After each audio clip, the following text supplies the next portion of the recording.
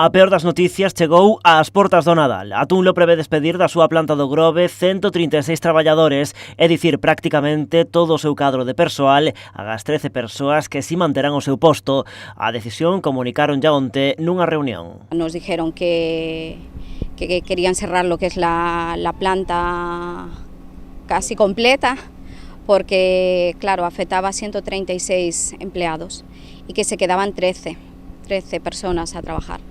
Os traballadores levaban días preocupados polo futuro da planta logo de que a pasada semana a empresa anunciara que ia haber despidos. Din que non agardaban que fose un golpe tan forte. Ya llevábamos desde el jueves con esa incertidumbre, los nervios a flor de piel porque no sabíamos si al final íbamos toda la plantilla, si no.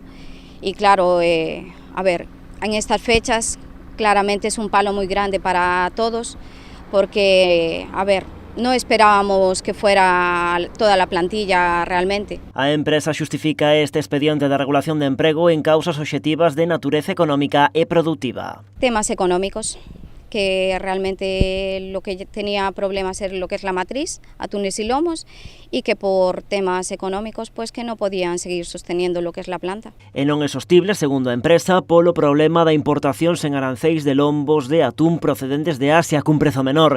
De feito, o ERE suporá o peche da planta de produción. O que non entenden os traballadores son estes despedimentos cando a empresa hai tan só un mes que entrara en preconcurso voluntario. Tampoco lo entendemos muy bien porque, claro, al estar en preconcurso teníamos eso pensando que se iba a solucionar porque es lo que nos dijeron, que iban a intentar salir incluso antes del preconcurso porque claro, no sabían que ellos, incluso en lo que sea las trabajadoras, se les estaba pidiendo el rendimiento, que fuéramos sostenibles, que siguiéramos remando, que siguiéramos trabajando como si nada, y claramente ahora nos encontramos con que nos dicen que, bueno, que nada, que aunque estemos en preconcurso, pues que tenemos que ser despedidas. Ata o 3 de xaneiro seguirá a incertidume, será daquela cando se produza a seguinte reunión. A CIGA quere que ante todo se garantan as indemnizacións. Tenemos la próxima reunión el día 3 de enero, porque claro, nos dieron ayer un montón de documentación que claro, lógicamente hay que revisarla, ¿vale?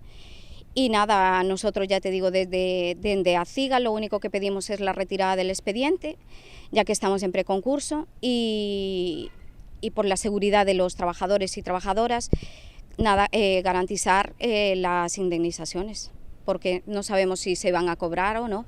Así que este será sen dúbida un Nadal moi difícil para moitas familias. Hai casos especialmente duros como parellas que traballan aquí os dous ou mulleres maiores de 55 anos que se enfrontan agora a unha situación laboral moi complicada.